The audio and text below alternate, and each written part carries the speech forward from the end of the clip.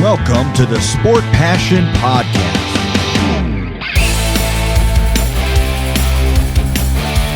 And here is your host, Lars Marendorf.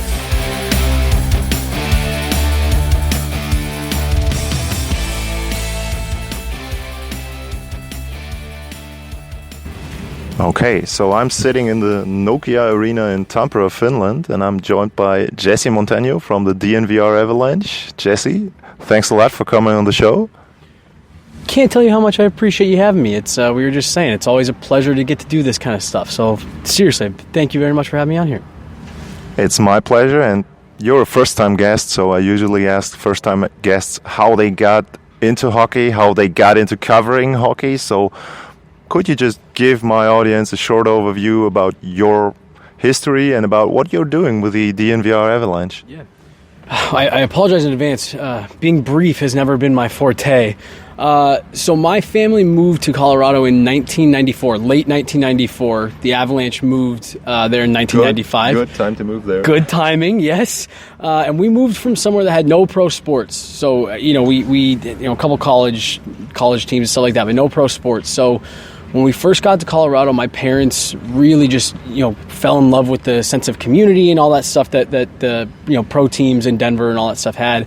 And then, to your point, the Avs go on to win the Stanley Cup, a year later, and we just kind of got swept up in all of it. And I was a young kid and just kind of fell in love with the sport and how fast it moved and the players and all that stuff.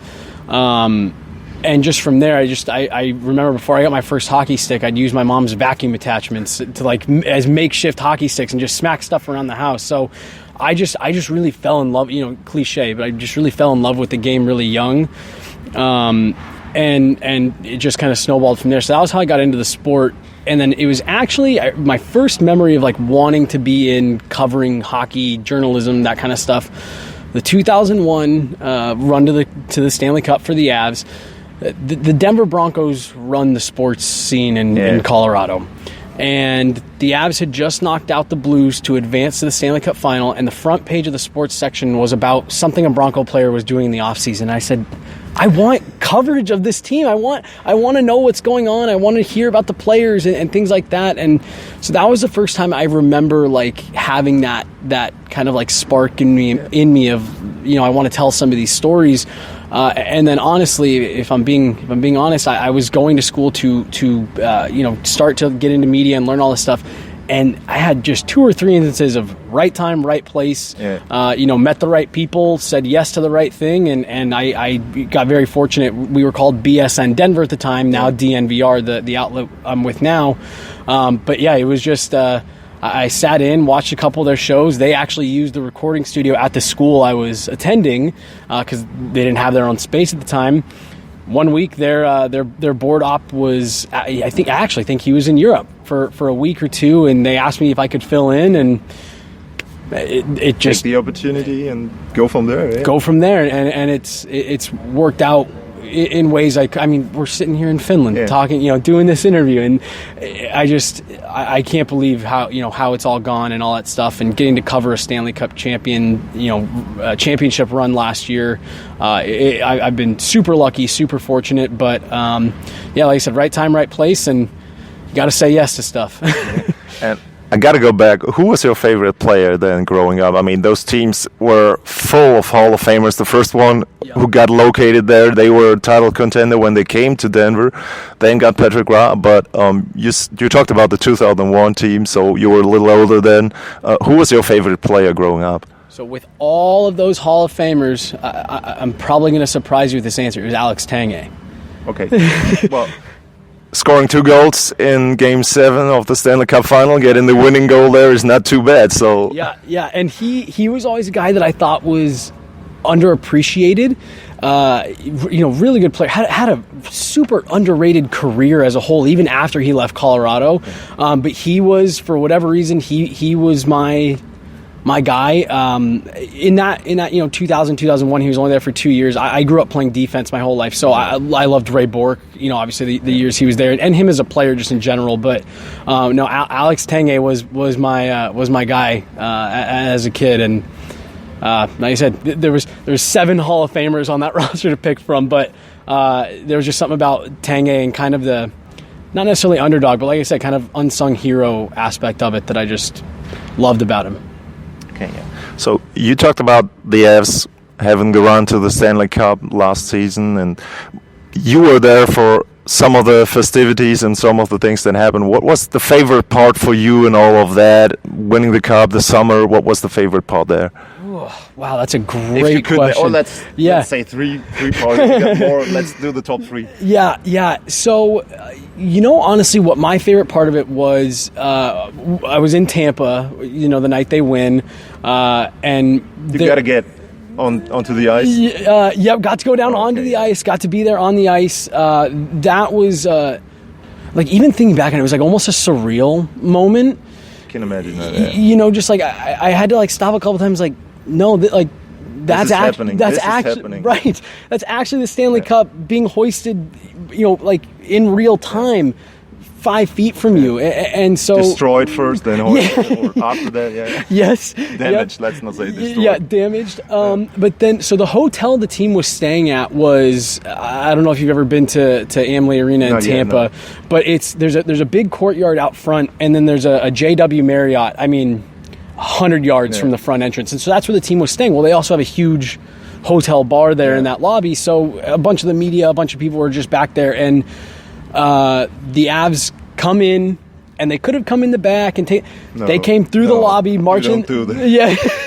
marching the cup through the lobby. They didn't lose. So. Didn't lose, right? Exactly. And I mean, they're all. I mean, these guys are all 3 sheets to the wind at this point, right? But just seeing the joy that you can't manufacture, on their faces, and just watching them enjoy that moment with each other. And I actually heard later that they talked about, after when they were celebrating and stuff, that as disappointed as they were to not win it at home, there was a part of it that they actually liked being on the road because it was them. It's them. Yeah. It's them. And just seeing them go through the lobby, up to their party, and I gained such an appreciation for the work and the sacrifice that goes into getting to that point. Getting to the NHL, let alone winning the Stanley Cup.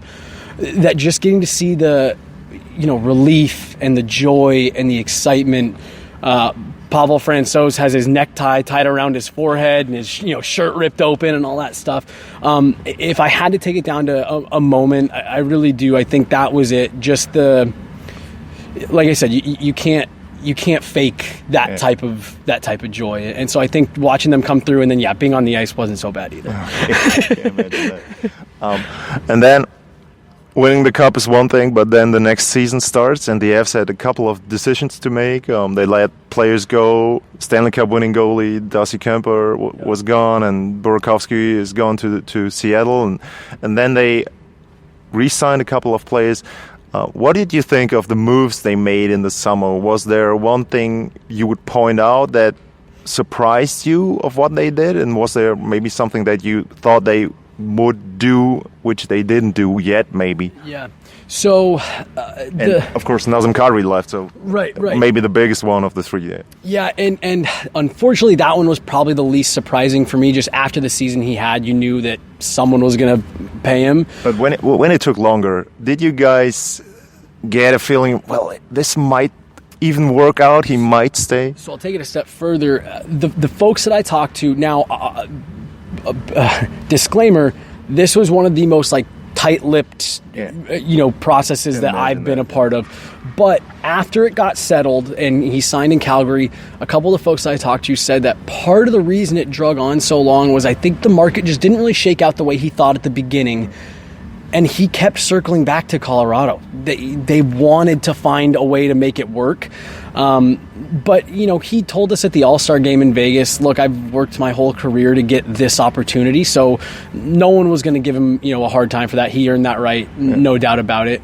But not only was it, that we thought maybe it could work, I truly do believe that they wanted to make it work, and that was part of the reason why it took so long. But so there was that, and then the one that surprised me, was probably Darcy Kemper. I really did. He had a much better season than people gave him credit for in the regular season. He struggled in the postseason. The eye injury, I think, hampered him more than he kind of let on. But he had a top 5 regular season for goaltenders if you look at the full body of work.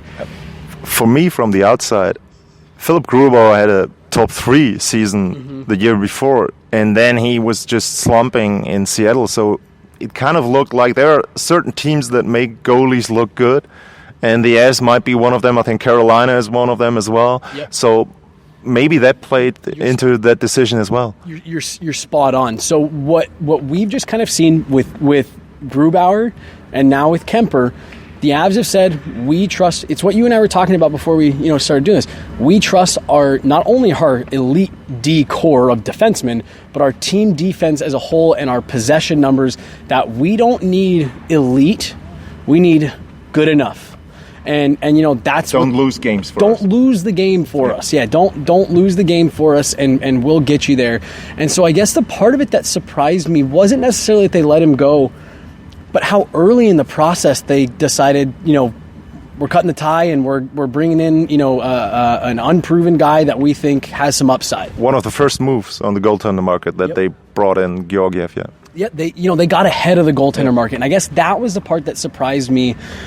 But more than anything, if you look at the year before, they were too late probably on the goaltender market. I mean, 100%. You can't claim that, or you can't say that because they won the cup, so everything worked out. But you had the feeling that, okay, they took Kemper and they paid a price for that because it was too late to do anything else. Anything short of winning the cup, that looks really bad, right? So they almost kind of get bailed out because you're spot on. I mean, bailed out, you win the cup, but. So I think they were kind of motivated by that. We're not going to do that again, where we have to go overpay for kind of the last guy left. And so I think that was part of it. But just I remember seeing the when they acquired Georgiev, and I was just like, whoa! I wasn't expecting them to move that quickly on all of it. So that was maybe the one that surprised me, or at least kind of the way that those events broke down. I guess the other surprise, and I mean, he's had a great start to the season, but it was the 8 years for Val Nichushkin at the number that he got. I thought if they went with the term, it would be a lower dollar figure. But I mean, he got the money and the term. But I mean, he's gotten better every year he's been with the Avs, and they really like him. He has a unique skill set to their team. But like I said, the contract itself was maybe the one part that I was a little like, but they prioritized bringing him back. So I liked their offseason. I kind of liked their approach of, we've got some internal options we can look at. And the one thing I think that we can forget as media and fans can forget sometimes too is your roster doesn't have to be final on day one. You can make tweaks. You can see what you've got. I think they got a great bargain deal on Evan Rodriguez kind of late in the offseason. Well, I thought that what you're paying, and it's just a good upside kind of gamble. People are expecting Alex Newhook to be a top 6 guy today. The dude's 10 games into his second year. He's still working in. You see the flashes. I like that they said we're not going to overcommit to anything. We're going to kind of see where it falls, and if we need to make moves later down the line, we can. So, especially the short off season, I actually really liked what they did, and in the bit of a kind of wait and see approach. And when you win a cup, there's nothing wrong with running it back. You talked about bargains. The McKinnon deal runs out next summer, so that's something that starts next summer. And they re-signed him as well. Mm-hmm. He might be the highest paid player then, because we don't know who else will get a contract in between. But now in the weeks or months since then, the NHL has said that the salary cap might rise 4 to 4.5 million, whatever it's going to be, even if it's 3 or something like that. Do you have the feeling that McKinnon could have gone higher, because there were rumors that he would go to up to 14.5 million or whatever, and it's not a bargain deal, but I would still say it's team-friendly deal, and he wanted to stay in Colorado. Yeah, it definitely could age into a bargain deal at some point if the cap goes up. Based on stuff that Nathan has told us, I think a lot of the talk of the 14, the higher dollar figures, I think that was a lot his agent wanting to get up into that range. The most important thing that McKinnon has made, repeatedly made clear is he wanted to be in Colorado. He idolizes Sidney Crosby. They're from the same town. And I think he wants to follow that model of stay with one team. Stay with one team, and this is my team and my core and my group. And I think he wants to do it multiple times, with the same team and kind of have that same legacy, aspect that Crosby's got. And so I think it was a priority for him. Honestly, I think if he was doing the negotiations himself, he probably would have taken a little bit less, as on the team friendly. But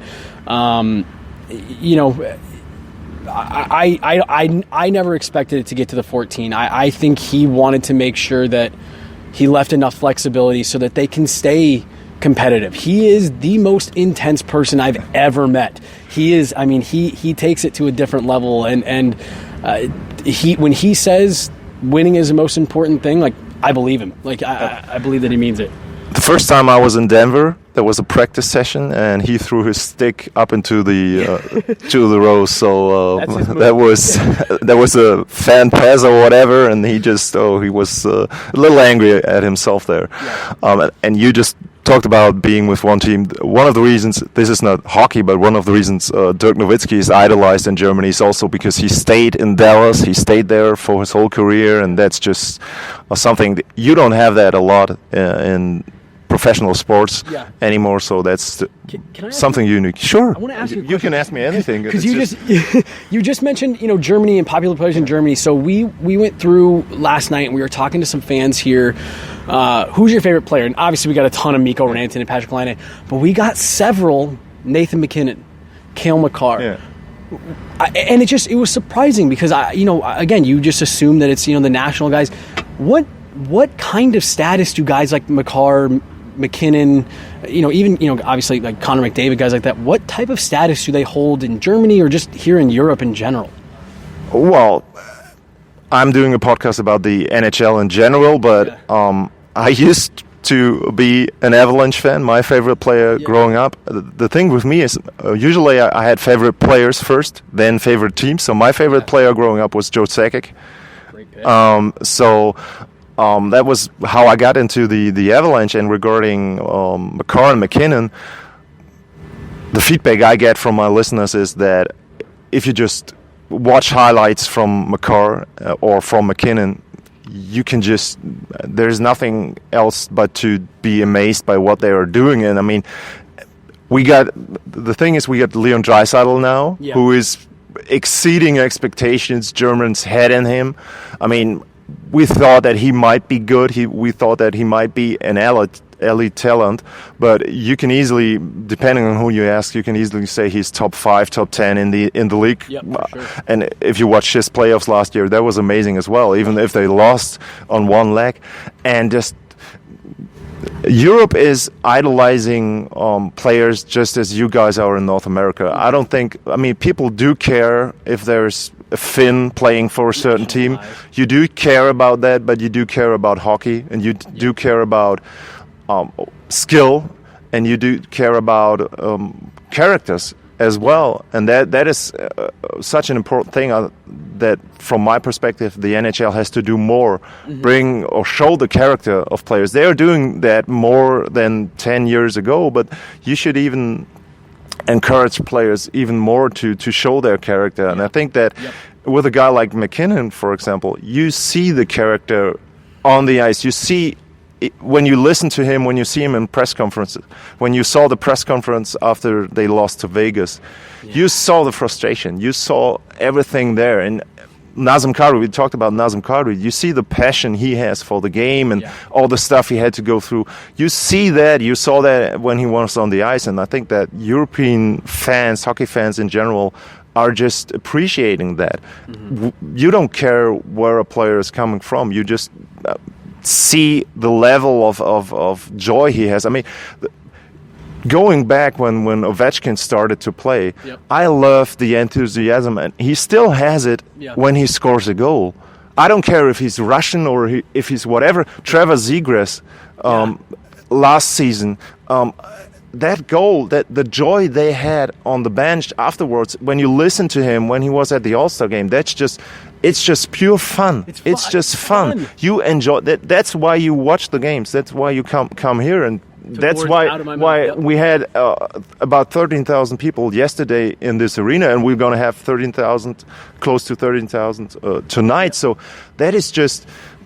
You saw yesterday. I mean, you were surprised when they booed when the Blue Jackets tried to slow the play down. Yeah. They want to see skill. They want to see the guys play, and that is what they appreciate. And that's when they cheer and when they clap. And so, I think that's not really different to the U.S. Yeah. So yeah, that's just.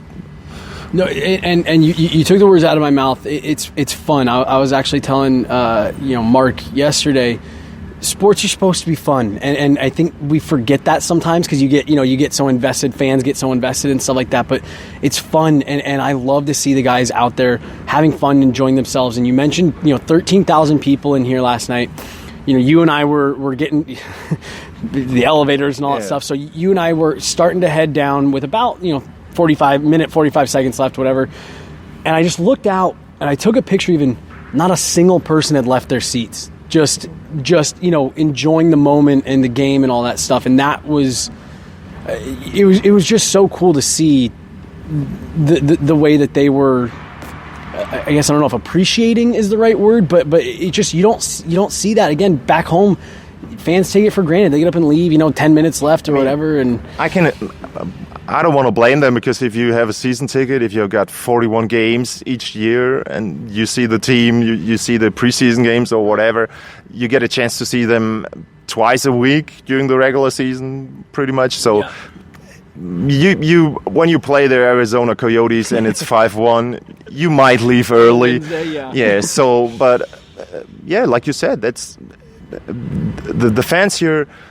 I know it's hard for American teams or North American teams to come over, but fans here are just thirsty for NHL hockey. Yeah. It's the top. I mean, we have that in soccer. In soccer, in Europe, you have the top-notch talent. Yep. So we are blessed in soccer to have that. And in different sports, it's different. The NBA, when they come here, the NHL, when they come here. I mean, NFL now, they have more regular season games here. I think there's going to be the first one in Germany in about a week in in Munich. Yeah, they have one in Munich. Buccaneers are coming. So I don't know the second team right now.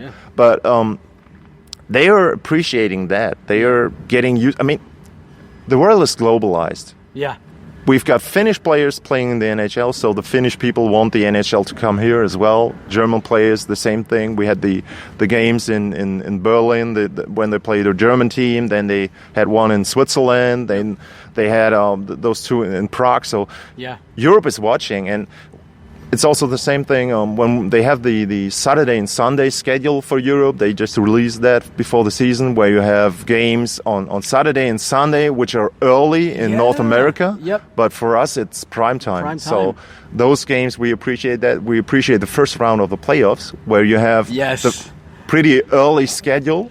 So that is nice as well. And later on, it's just a grind for hockey fans here. So they are happy to see the team live. Yep. Prime time, that's just, you will never leave. Why leave? And I mean, especially last night, you got a Finnish player scoring a hat trick. I mean, once in a lifetime you're going to see that. So can't script that. No, can't script it. Yeah. I'm sorry, I took us on a total diatribe you there. can take it wherever you want to. It's just fun. Not only that's the same thing for me. It's fun covering the league, and it's for me. I appreciate what I got of coverage, or what opportunities I get here to cover the team. I mean, you guys, we didn't get into the locker room yesterday, but we got the players. You got the players, and no one really cares about what TV station you are from or what podcast you are from. In Germany, I've covered soccer games, and then you have the TV station first, they get their answers, then you have the second TV station, they get their answers, and once they are finished, the players will walk. Yeah. Because why stop for someone from a podcast who got I don't know how many listeners? So that's something I appreciate as well with the NHL. And from Europe, from my point of view, just to add to that, I was in North America a couple of times, and I got credentials there as well, and they appreciated me coming over, and they made the schedule. When you have German players, I was in Anaheim, Corbinian Holzer was playing there, who was a German player, so I was talking to Philipp Grubauer in Denver, so they made sure that as a German coming over, you get to cover your players, and that's just, I think that's something the NHL has done a good job in getting, also embracing the new media, kind of, you guys with your channel, with podcasts as well. Yeah. I think they've started that pretty early, and they've done a good job there. So that's really cool. Yeah, no, absolutely. Yeah. And this has just been, it's been just so interesting seeing it from this part. And I also gained a lot of appreciation for what you're talking about, the late night games and stuff. I was wanting to, like, we got back to the hotel the other night, and I was wanting to, like, I was like, I'll see if I can find a game to watch. I was like, oh, they don't all start till 1 or 2 a.m., and those are like the early games. Those are the East Coast games. So. The playoffs are a grind. I think the finals, the games, all of them started at 2 in the morning in Germany. So I selected, so I didn't watch all of them. That's the cool thing now. You can watch them later. On demand. You can record them on demand. Yeah, that was what I was searching for. Yeah. And the thing is, it's not easy to not get the results. So I turned my phone off, and then I woke up at 6 in the morning so I could watch the game compromised before the kids woke up. Yeah. And it was hard to not turn on your phone and get the results. So, but it is what it is. Yeah. And we'll never change that, but it's great that they were finally able to come back here, and we got some games here. So obviously we would love to have a regular season game back in Germany soon, but I understand that. I mean, we got the quotes from the players, how hard it is to get through the jet lag and stuff like that, and they have a 5-day or 6-day break before the first game, then they have another 5-day or 6-day break after the second game. So it is something that hurts your schedule, your rhythm.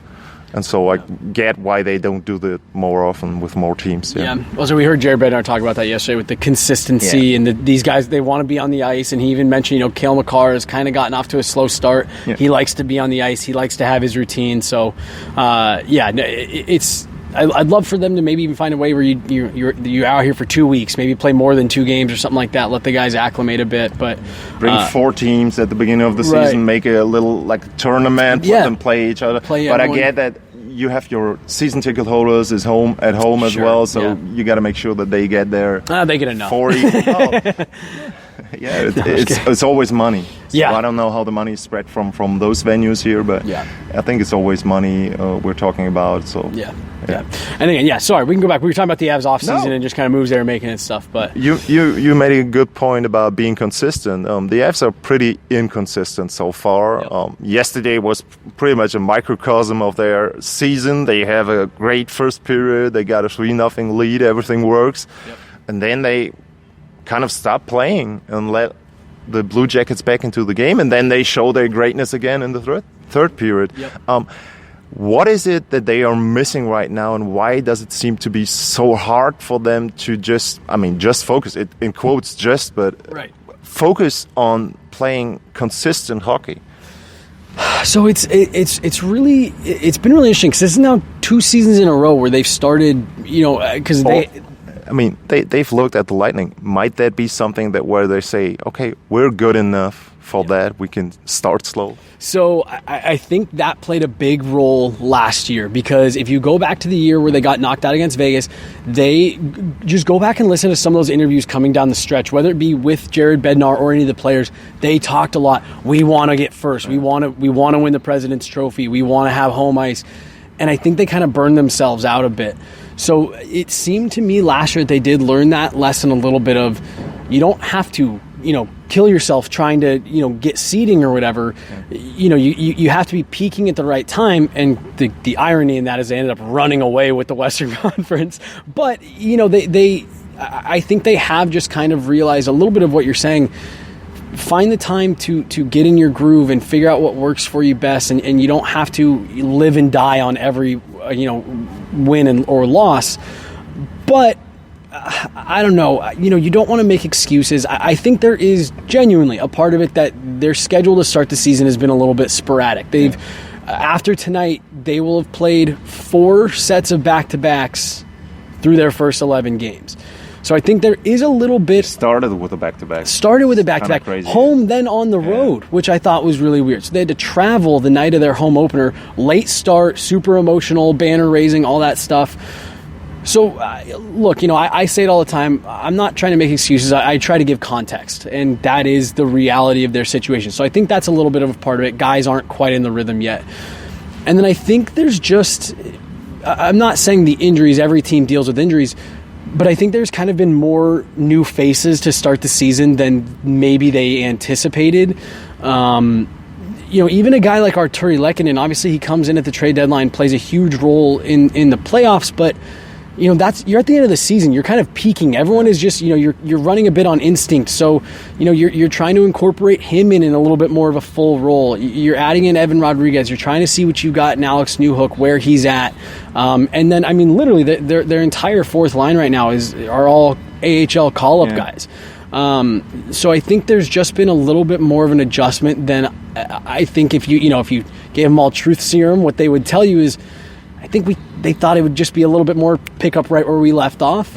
And there's just been a little bit more transition, and that's why you see the flashes of the greatness. Columbus ties that game up last night, and it's just, bang, bang, 2 pucks in the back of the net. They're right back in the lead and kind of, back in control of the game. So you see it, it's there, and that's why I don't think anyone in that locker room is worried about it. I watch them, and you say they'll get back on track, but I think it's been a combination of a few things, but I do think if like I said, if everyone's being a little honest with themselves, I think they were like, let's jump right back into it. No big deal. Nate talked about it yesterday. They have been great for 3 or 4 years, and they know that they can get back to their top level. So they are pretty confident there. You talked about them playing guys from the AHL, and one of the reasons is that they have some injuries. How surprised were you that Gabriel Landeskog had to do the surgery again after he did that last year to be ready for the playoffs, and now he has to do that, I don't know if the same surgery, but another surgery in that area again? How surprised were you? Very, very honestly. It was something that we were told was... they were cleaning it up, and I think he took... He didn't really practice during the playoffs from what I've heard. Yep, I think it was one at the start of the final before I think it was the day before game 1. They had a break. They swept the Oilers. Swept the Oilers. Pretty big break. Yeah. Yep, and then I think he took one more earlier in the playoffs, maybe in that first round. But other than that, no morning skates, no practices, none of that. So we really did kind of assume, he's playing. And he played at full speed. He was full go in the games. So I think we just all kind of thought, he came back a little early. He'll take 2 months off, rehab it nice and be good to go. And honestly, Jared Bednar told us that was kind of what they thought too. But once the team got back to Denver and started doing the captain skates and unofficial practices, I guess it started bothering him quite a bit. So it was unexpected, and then I was, I don't want to use the word floored, that feels dramatic, but I was very surprised when Jared Bednar started off the press conference saying another surgery, 3 months. 3 months, I really did. When they won the cup, I thought, cool, he's going to take 2.5 months off, and he'll be good to go at the start of the season, but just not the case. So that was really surprising. Then Darren Helm was another one who, Bednar told us that it was originally quoted a 12-week recovery. We're into week 16 or 17 right now. So both of those injuries. And he mentioned 2 days ago he's not on the horizon. He might be better, but not on the horizon. So that would probably be another month at least. So, at least, and I've had some people on Twitter be like, "Oh, Darren Helm, he's a fourth line guy." It's that's an NHL veteran who, is a reliable guy. He's a penalty killer, plays heavy minutes, defensive minutes. That's what Bednar just said after the morning skate, that the problem might not be with the minutes, might not only be that you have to play more 5-on-5, but you have to play both penalty kill and both power play, and so you don't have your role players who might be fourth liners, but who play a couple minutes in the penalty kill, and the guy who now has to do double shifts there gets some rest there. Yeah, get some rest, right? Exactly, and you're missing out on that, and you've got a lot of your top guys out there blocking, having to block shots and things like that. It's harder on your body, and that's something where I think maybe. A guy like Darren Helm and Andrew Cogliano for sure, maybe can go a little, unnoticed in a lot of the stuff that they do. But that's the big thing. I talked to Jared Bednar and the Colorado Eagles, the AHL team, their head coach Greg Cronin in the offseason, and they said not only are you looking for consistency out of those young guys, but you're looking for reliability. Can I put them out there if we're protecting a 1-goal lead with 2 minutes left, whatever the situation may be? And that's where you really miss a guy like Darren Helm, where yes, that's his role. Go out there and shut this thing down. There's a reason why he scored that last second winner against St. Louis, because he was out there. Right. Yeah. He was out there. He was trusted. Jared Bednar said, I feel confident that if I'm going to put him out there, we're not going to lose this game before overtime. And then to your point, he ends up scoring that's another one from that playoff run that I'll remember forever. Where the press box was situated, it happened like right in front of us, and but you're right, and that's where they're missing it, and you have to shorten up the minutes for those fourth line guys, because I don't want Mikhail Maltsev out there, if we get stuck on an icing or whatever, and it's just harder minutes. So, I think both those injuries have maybe had a bigger impact to start this season than not only we were anticipating, but I think the team as well. Do you think if they still struggle, let's say in 1 month, they're still playing 500 hockey, do you think that they will move something to try to get better there? I think the original plan was to get as much cap space up until the trade deadline and then work from there, maybe trade for a 2C, something that is supposed to be the case. But do you think that they might do something if they are still missing those guys in a month? Or is just 2 games against Columbus, winning those and then getting the start? That might be the medicine the doctor ordered. Jump start it, yeah. So here's a rule of thumb we were told, I believe this is 2 seasons ago now, by Jared Bednar. They want 12 points out of every 10 games.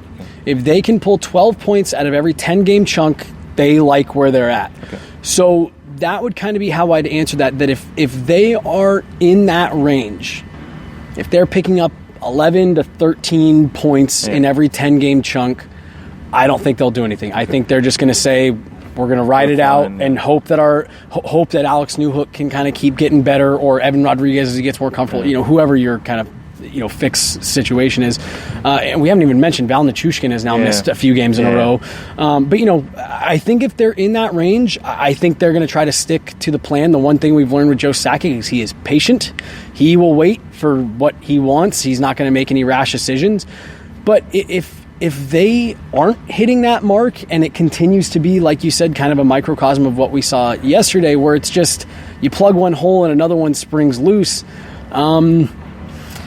I wouldn't be fully surprised at some type of shakeup. Can we get a fresh body in here that is a little bit more energized, isn't kind of going through this grind, that'll be excited to be with a team like this? I wouldn't be surprised at all. But like I said, if they're sticking in that right about that range, like I said, 12 points every 10 games, if they can be in there, I think they'll stay the course.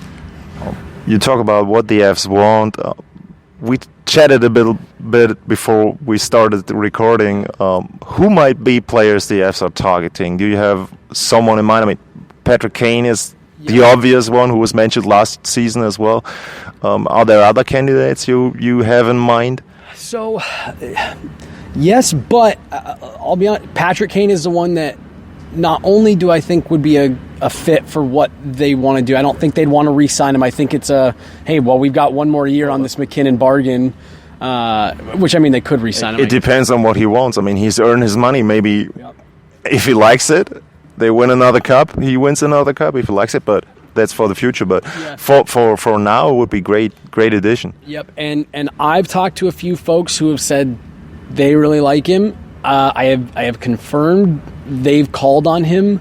But he's not a C, so they would have to shuffle things there as well. Yep. So that is kind of where the problem makes it a little lies. problematic. Yeah. Right. It doesn't really solve your root issue. I mean, could you have Mikko Rantanen fill in spot duty there? Sure. Could you have Gabe Landeskog help out? He does some of that. Those responsibilities. Sure, but that's not really like a hard solution there. So I know they really like Patrick Kane. We have an outlet in Chicago called CHGO, and they've heard a lot of the same things that Joe Sakic has made it known. Is it Kyle Davidson? That's the new Chicago GM. Like, hey, when he's ready to go, please call us. And he can. I mean, the good thing is, like Giroux last season, he can select pretty much where he wants to go. I saw someone who said, it's going to be a bidding war. And I said, why will it be a bidding war? Because he can limit the number of teams he wants to go to. Yep. And if he says, like Giroux did, I want to go to Florida or whatever, okay, you got to pretty much accept what they are offering you. Yep. And Joe Sakic told us that, actually, just real quick on the Claude Giroux thing. He said, like, we were never really in it. Like, we let him know we're interested, but they were pretty upfront saying, like, he wants to go to Florida. Yeah. But so, to your point, that could be one of those things. If Patrick Kane's like, I want to go play on Nathan McKinnon's wing, why not? Right. That's their only option. But the other one that, gosh, and I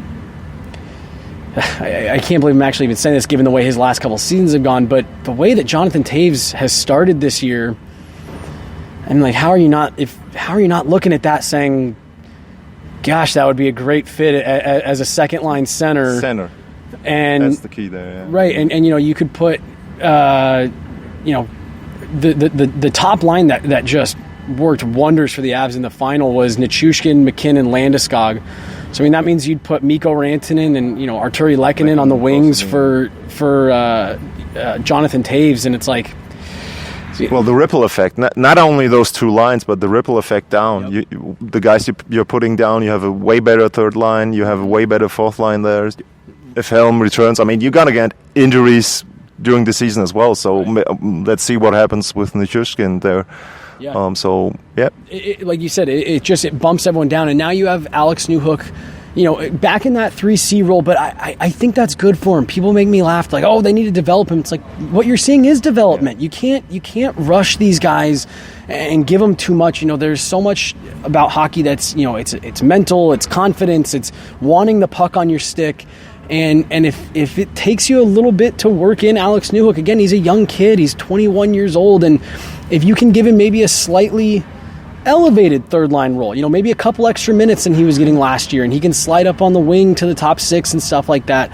I just think that a move like that would put them, I mean, I think they are still contenders when at fully healthy, but I mean, a move like that, I think just takes them right back to really kind of where they were last year.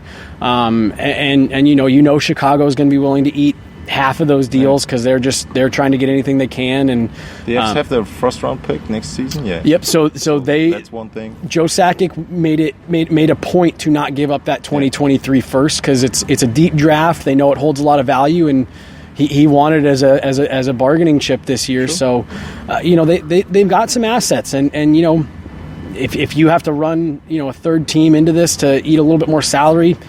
I loved the draft this last year. The Avs had a 6th and 7th round pick. It was like the easiest draft I've ever had to work. So like I'm sitting here, I'm like, just trade them all. The same thing what Tampa did. Why care? You have your title window wide open. Why care? I mean, right.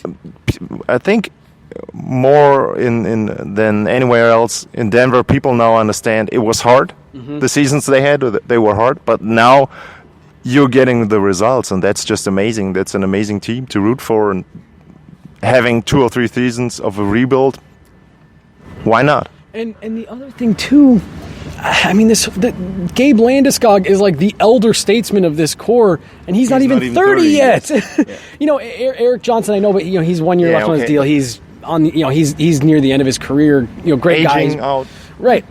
he's been a great av and all that stuff, but this core that is locked up for multiple years, they're all, Nathan MacKinnon's 27. Like, you're not that you don't need draft picks. You always need guys in your pipeline and stuff like that. But I'm 100% with you. It's why care about that right now? If you can go add 2 more cups in the next 5-6 years with this core on these contracts and stuff, who cares about the first round picks that you've traded? That's you're in the mode now where this whole game is about championships. You're trying to win.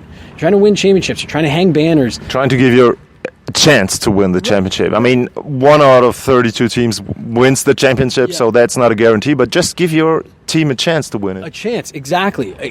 And if that's what you feel gives your team the best chance to win, do it.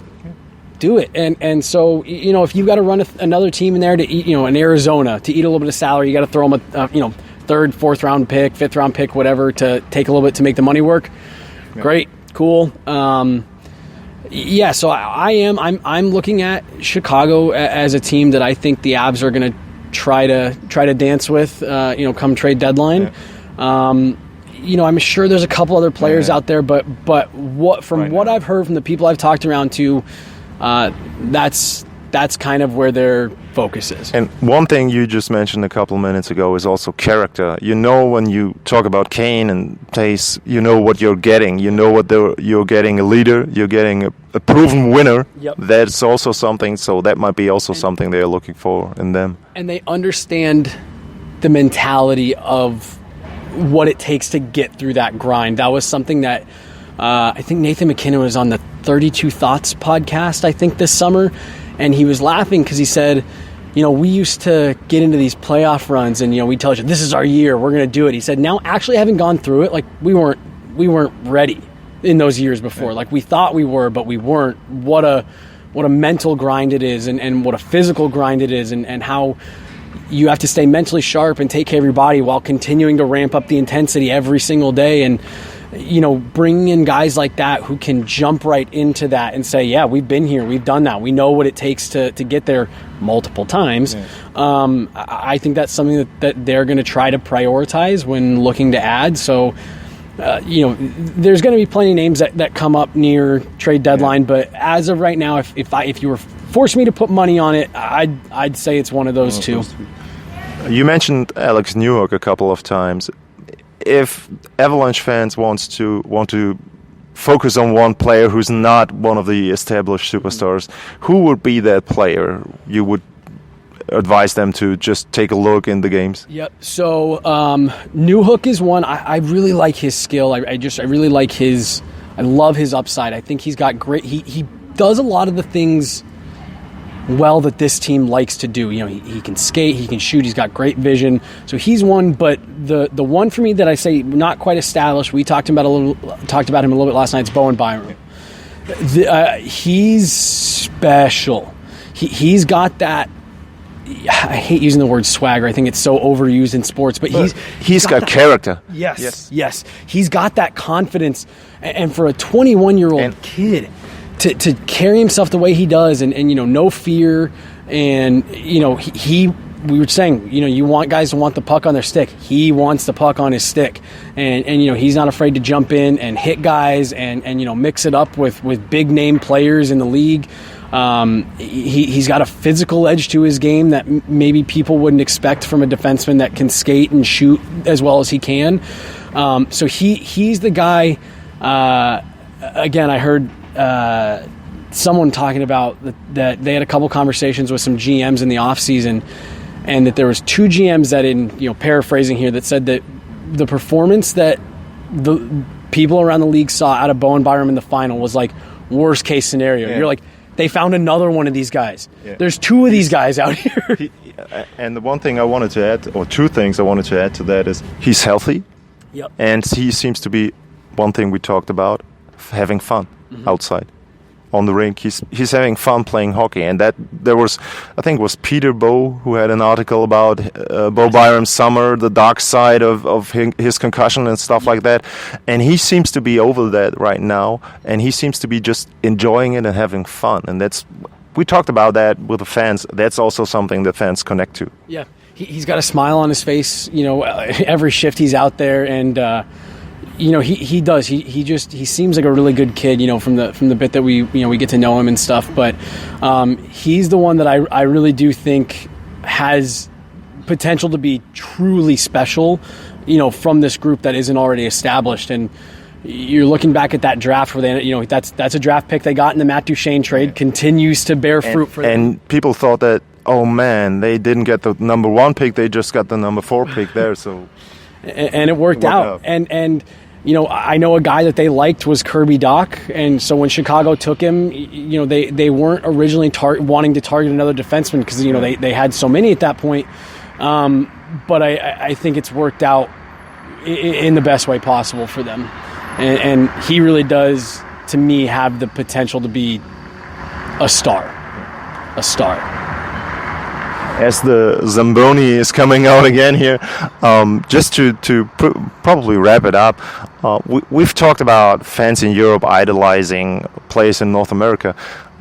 What is your view on German players? We've had Moritz Seider, kind of not really the same like Byram, but he's also got attitude. He's a guy who's got character. What do you think of him, and what do you think of the German players that came into the league in the last couple of years? Yeah, so it's been really interesting to watch. I was talking with a guy who does some work with USA Hockey, and they've been putting a lot of time and attention into what some of these countries like Finland and Germany are doing, because much smaller nations, population-wise, and yet they're turning out this elite talent more regularly. Mo Seider, I don't know if I wouldn't say not quite like Byram, because he's another one. Physical, can skate, can shoot. He doesn't care. The first, I don't know, it was the first or second game they played against Tampa, and he screamed with the other guys, and he was in a scrum there. And yeah, not afraid to mix it up. So I actually, and growing up, in Colorado, watching the Avs, saying anything nice about Red Wing stuff, still like at my core, is I still just like, I can't get myself there. But, all jokes aside, I loved watching Mo Seider last year. I thought he was a ton of fun to watch. Leon Draisaitl, he played that entire Western Conference final on 1 foot, basically. And he had like 2 points a game. 2 points a game, and was still not just a production, but just like incredibly effective out there. And there was a few times where he took a hit or went down or something, and I said, no way, he's coming back. Dragging himself to the bench, going down the tunnel, limping. Like, oh, my leg, on next shift. And then doesn't miss a shift. And it was unbelievable to watch. And so it really has been.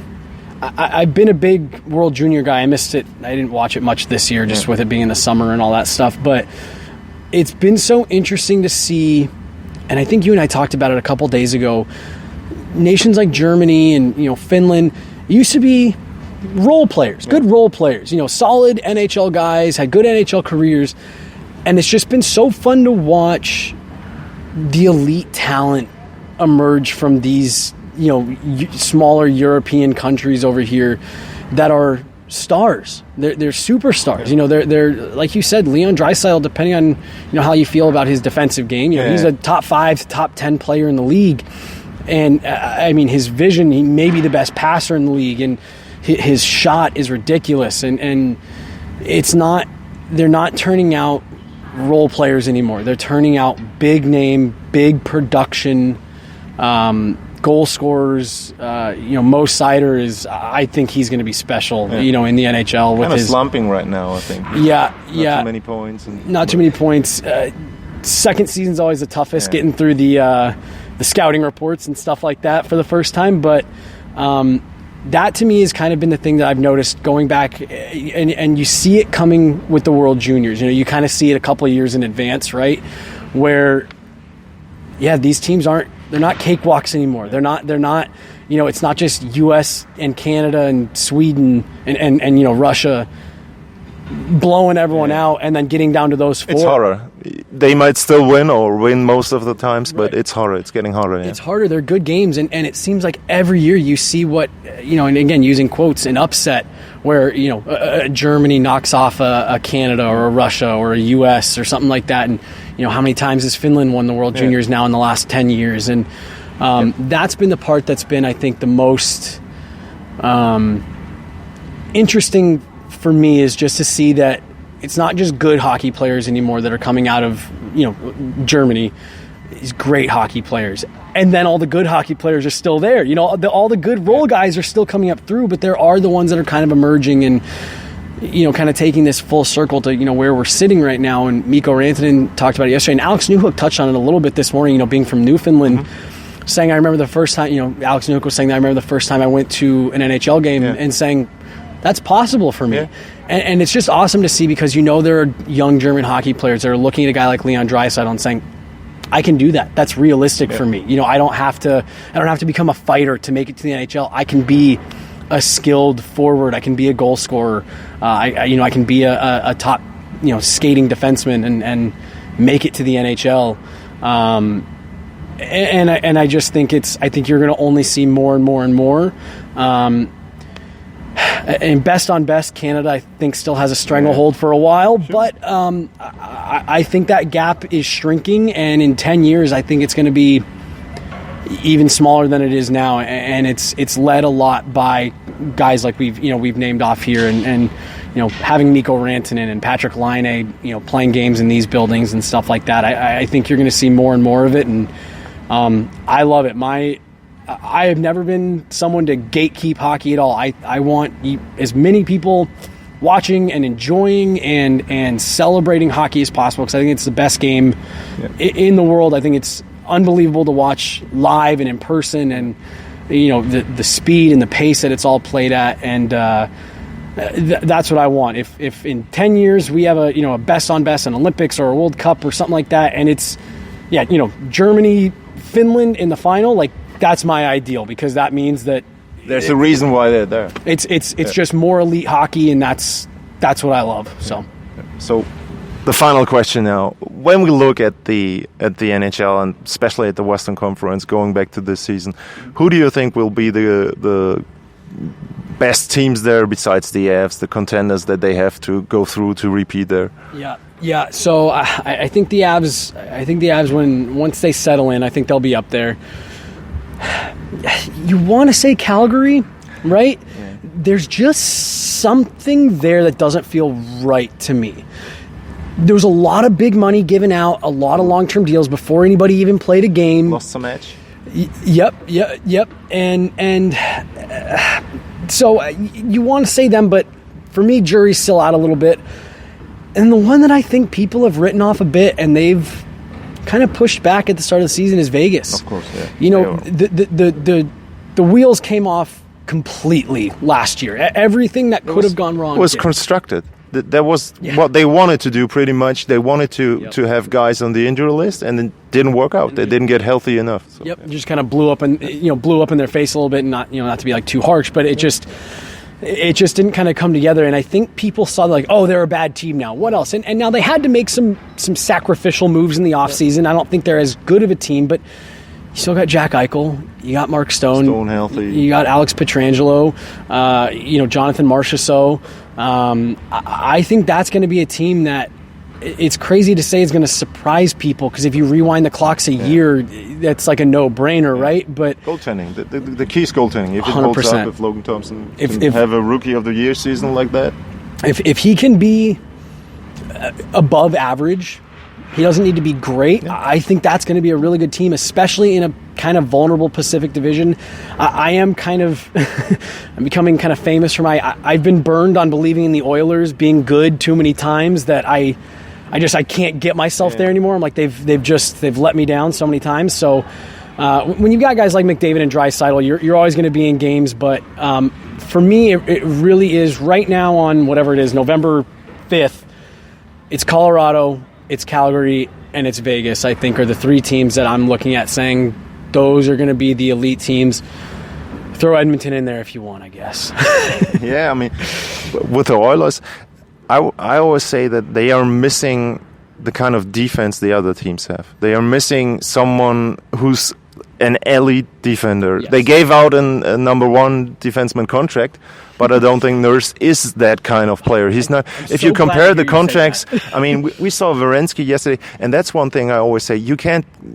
You shouldn't compare contracts from different teams, because the Werenski contract works out for Columbus because they kept an elite player there, right. But he's earning more money than Makar. Nurse is only earning more money than Makar. Seth Jones as well. They are not better than Cale Makar, right. But some of the contracts still make sense. But I think the Darnell Nurse is too high, and they are missing one elite defenseman there. And here's my other, them and Toronto. These are really big years for both those teams, really important years for both those teams. And they took such big gambles in net. Such big gambles in net. I like Jack Campbell. I remember clear as day watching his team win the World Juniors, and he was great. Yeah. He had half of a really good season with Toronto. Yeah. And suddenly everyone was like, oh, he's a top-tier number one. And it's like, ooh, I don't know about that. He kind of fell apart last year in Toronto. To your point, they're missing that top-end defense in Edmonton, and I just think he needs to be insulated a little bit more. And their issue last year was, especially in that series against the Avs, they couldn't outscore their problems. They couldn't, as much as McDavid and Draisaitl tried. You know, they lost 2 games in the Western Conference Final where they scored 5 or more goals. And that's a problem. And I just don't think they addressed that part of the problem for them. And really, you go back to that round 1, I mean, they barely made it out of the first round.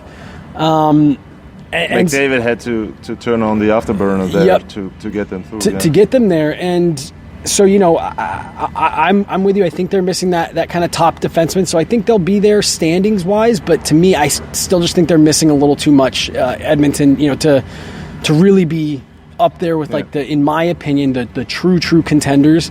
But it doesn't mean they're not a fun team to watch. They sure are. And it was fun to talk to you, Jesse. Thanks a lot for taking the time. It's been fun to talk to you guys the last couple of days. So thanks a lot. DNVR Avalanche. I will link your shows, your sites as well. And it's always a pleasure to talk to someone who covers the game, the teams daily on a daily basis, who's got the insights. So thanks a lot for coming on the show. Yeah, no, Lars, seriously, thank you so much. This whole week has been a blast, and doing stuff like this is for me what all this is about. I love this kind of stuff. So anytime, and we'd love to have you on our show at some point. Sure. It's been a pleasure chatting with you and getting to know you here the last couple days.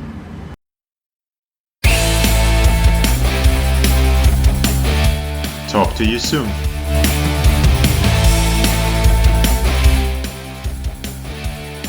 Thanks for listening. Bye, guys.